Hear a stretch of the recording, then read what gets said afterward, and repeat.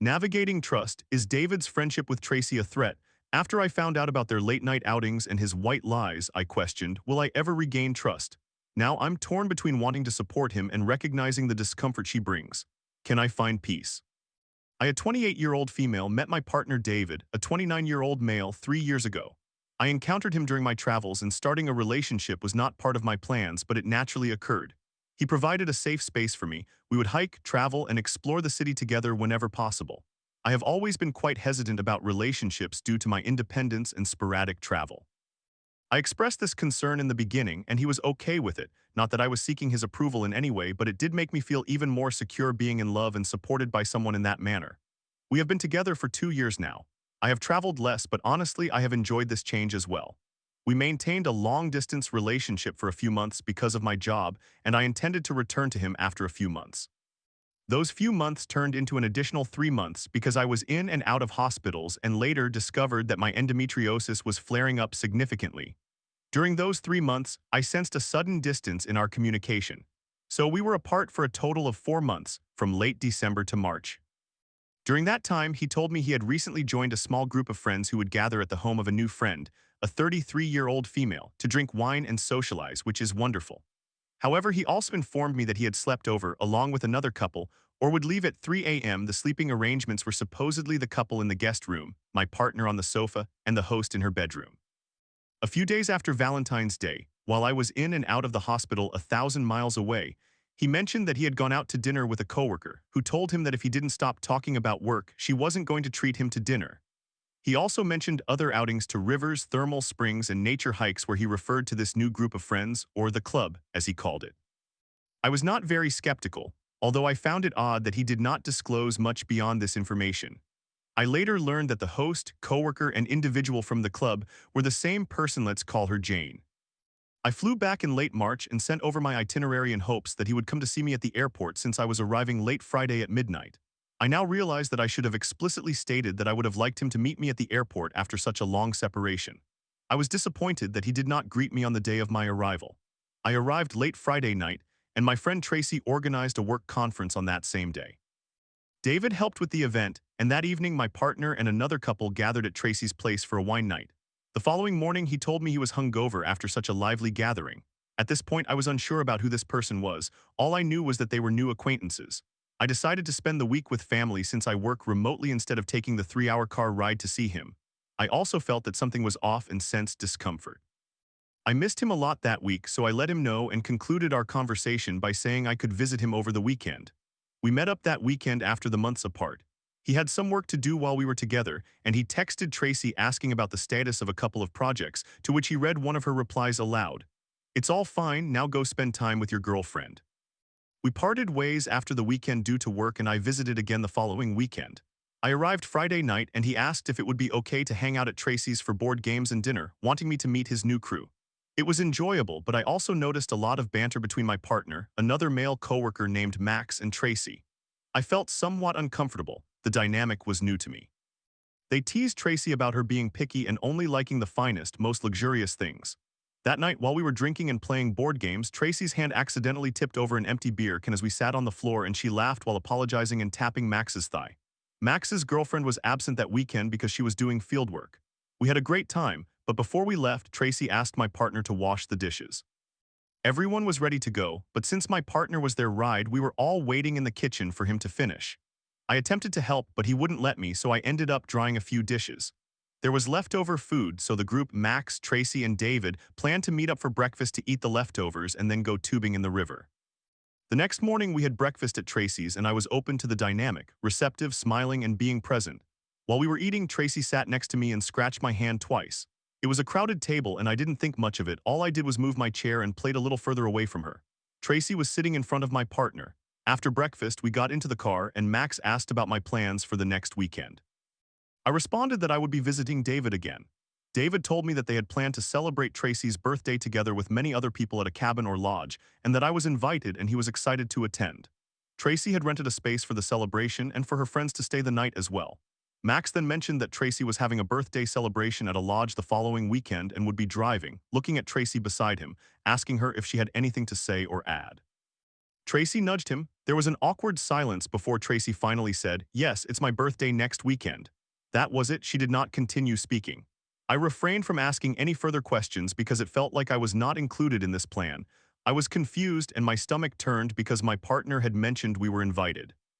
This moment made me wonder if Tracy was the same person David had gone to dinner with, breakfast with, watched movies at her place, just the two of them. Cooked there with another couple, Max and Matilda. Drank after midnight and went to the river with. We arrived at the river for tubing, had a wonderful time, and then sat down to have dinner after a long day in the water. I found the seating arrangement rather strange, especially after the earlier confusion in the car. David sat across from Max next to Tracy while she was sitting directly across from me. It felt awkward and the banter continued. They poked fun at how much Tracy travels, saying that this dinner was probably too simple for her. I felt exhausted and as though I were interrupting something in the middle of this trio. On the drive back, she told David to play his music and sang aloud the entire ride. We dropped her off and then David took us both home. I was extremely fatigued and trying to comprehend the day. We went to sleep and I had to drive back to the city for work with plans to see each other over the weekend. By Wednesday night, I began feeling terrible. I had a fever and cold. When we talked over the phone, David mentioned he no longer wanted to attend the lodge trip that weekend. He vaguely stated that he felt bothered about something someone had said but did not elaborate on what it was or who said it. I expressed that I was feeling sick and suggested it would be nice to simply relax with him, inviting him to visit me this time if he wasn't going to the lodge. I also emphasized it was odd that he no longer wanted to attend the lodge, considering how excited he had been when he mentioned the trip. Thursday came and I could barely speak, so I suggested that seeing each other might not be the best idea to avoid passing on my illness. I also mentioned that, admittedly, I selfishly wanted to cuddle all weekend, no pressure, I joked. He agreed it would be nice for him to visit me. When Friday night arrived, we talked on the phone for hours. A few minutes after our conversation ended, he informed me that Max had texted him, trying to convince him to go. David stated that he was tired, had much work to catch up on over the weekend, and was feeling exhausted. However, he might reconsider attending, admitting that Max was good at persuading him. I told him to keep me posted on his decision. When I texted him the next morning, he did not respond until 5 p.m. He said he was all right, mentioning that he hadn't had service all day and that Max showed up at his door in the morning to drive him to the lodge. He indicated they were having an okay time and that Tracy's friends did not share the same tastes as us regarding food because they were unimpressed with a dish that we both enjoy, which left him feeling a bit disappointed. I felt stunned since this situation was all new to me, so I did not respond immediately. When I finally did, I expressed my happiness that he was okay, wished him enjoyment, and sent congratulations to the birthday girl. That night, I unexpectedly broke out in hives. He asked if I could talk around 8 p.m. I agreed. During our conversation, he asked if everything was okay, and I said yes, just feeling sick and tired. The following weekend, I moved in with David as had been previously arranged after being apart for so long. For months, our weekend nights consisted of gatherings at her place with several other friends. One evening, Matilda brought up the night at the lodge. David had previously stated it was a group of Tracy's friends along with Max and Matilda, but Matilda made it seem like it was only the four of them. Matilda mentioned that David was responsible for the music and filling the hot tub with a large amount of soap. Matilda shared this because she thought it was amusing that David took so long to practically disinfect the tub. That night we talked, David had a headache, likely due to being in the heat for so long. I refrained from mentioning anything further or asking more questions, but I felt uneasy. I trust that the truth will surface without my prompting. We then moved into a larger space together, David and I, where he expressed great excitement about having his friends over. We had not fully settled in, and he asked if it was all right to invite Max, Matilda, Tracy, and a couple of Tracy's friends over for dinner at our dusty but homely place. I stated that it felt rushed and suggested they could wait a few days until we were settled, but it seemed that everyone was available that weekend, so he preferred sooner than later. They came over and Tracy brought dessert. We told everyone to keep their shoes on because the floor was still dusty. Everyone kept their shoes on except Tracy, and when it was time to leave, she made a big deal about her feet being dirty and then stared at me. She washed the dishes that night with her friend after we asked her not to worry. And the next morning, a piece of our blender went missing, preventing us from using it for months until another friend provided a replacement a couple of months later. Time passed, and one weekend David and I decided to tend to the garden all day. That evening, Tracy asked if we wanted to have dinner together. We agreed, picked her up, and she was all dolled up. We sat down to eat, and David and Tracy discussed work while I listened. Another one of Tracy's friends arrived that night to join the dinner, which I found relieving, but Tracy and David continued talking, just the two of them, mainly focusing on their work. I do not recall what my partner said, but Tracy kept touching his arm and nudging him while smiling. She then playfully pushed David, prompting her friend to tell her to stop because it seemed like I was not comfortable with it. I laughed and shrugged my shoulders, even though I felt my cheeks heating up. She continued to be quite touchy with David throughout the evening. She mentioned feeling under the weather and suggested going to another location for drinks. I stated that I was tired and would not be drinking, but I could join them, and David agreed to go. We went to a bar. She ordered water, I ordered water, and David got a beer along with her friend. It felt strange. I felt out of place and uncomfortable. I excused myself to the bathroom several times. David asked if everything was all right, and I affirmed that it was. Tracy sat across from me, while David was at the farthest end of the table. I asked Tracy if she wanted me to accompany her to the nearby pharmacy, just a block away, to get medicine for what she claimed might be an allergic reaction. She declined, stating she was okay. As we drove to drop her off with me at the wheel, she inquired if we could swing by the pharmacy for some pills. Everything was closed, and the nearest pharmacy was 15 minutes away since it was open 24 hours.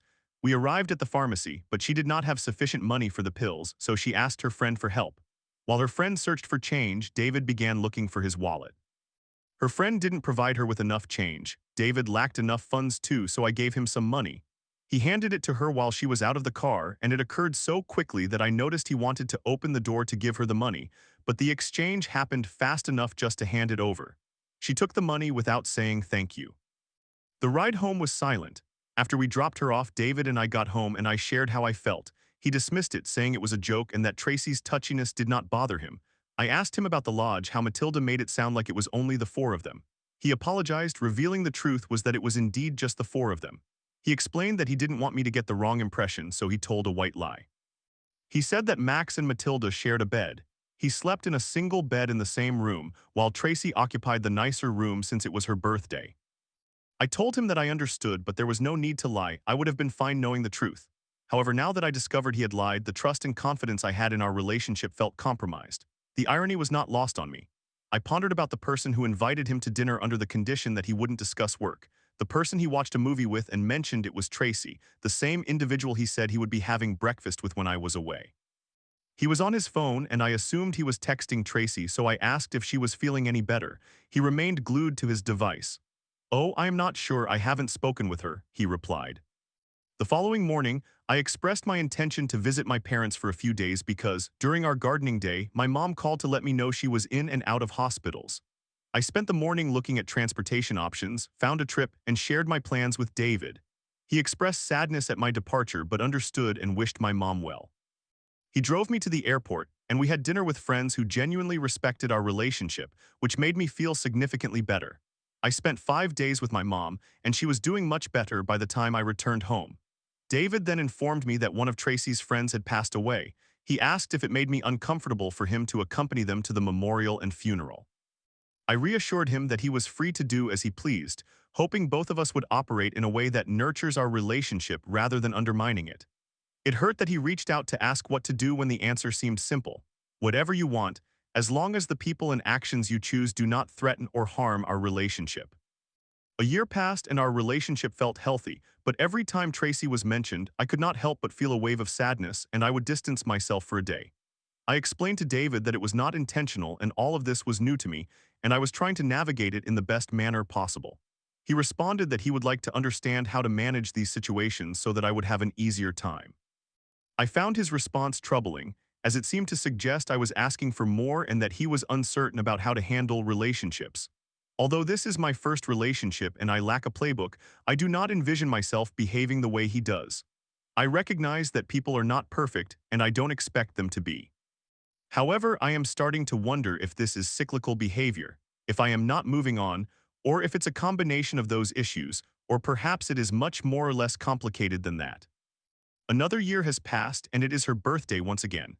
My family is visiting my grandmother for her birthday in a town 5 hours away from where we live.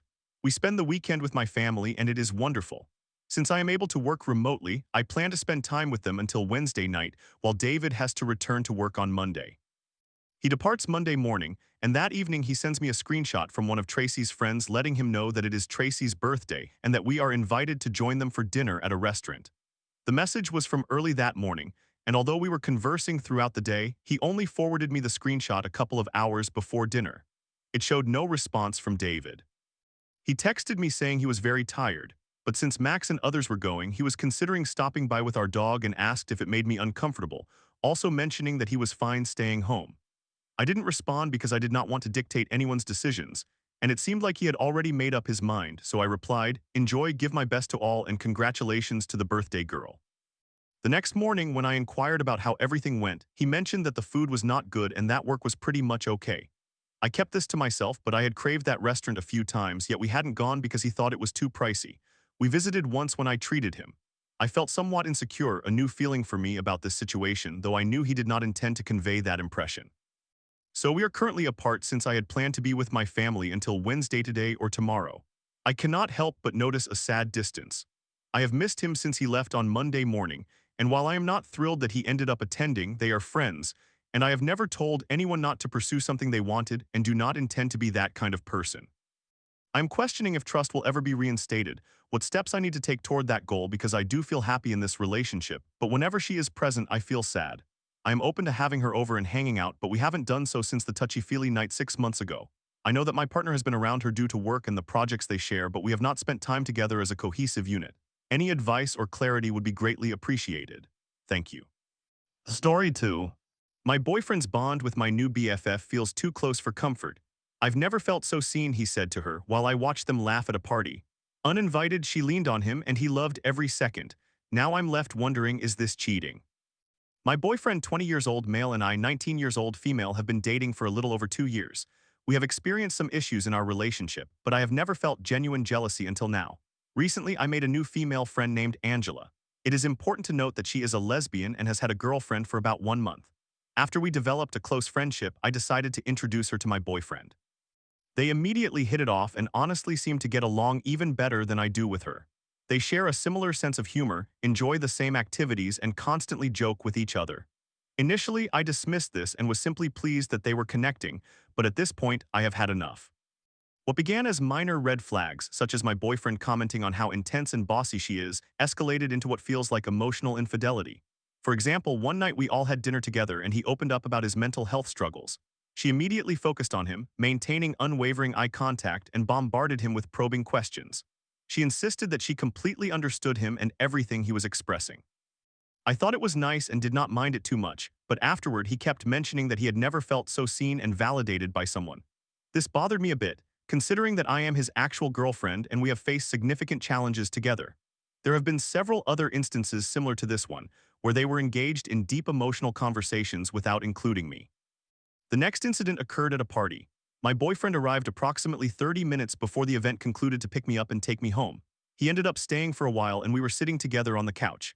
Angela approached and sat down next to him and they began chatting.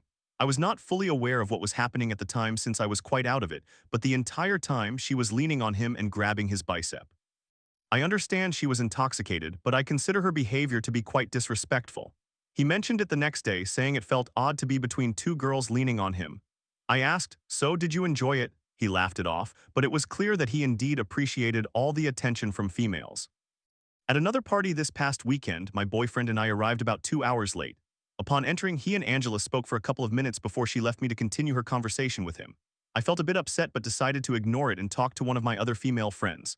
Across the room, I saw them laughing together, and he appeared truly happier than he looks around me. I even saw her playfully pushing him a couple of times and getting very close to him.